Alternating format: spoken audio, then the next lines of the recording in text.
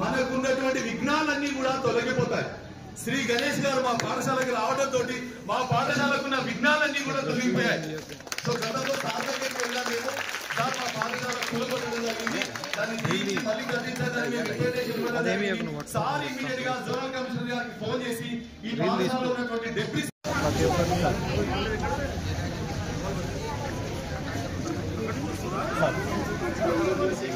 బస్సులో సార్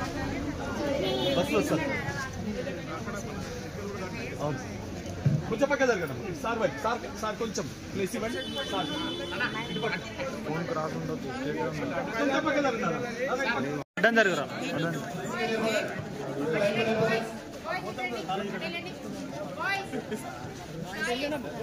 రారా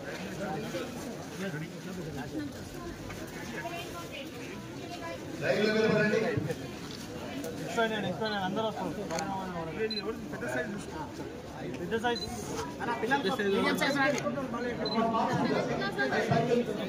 మేడం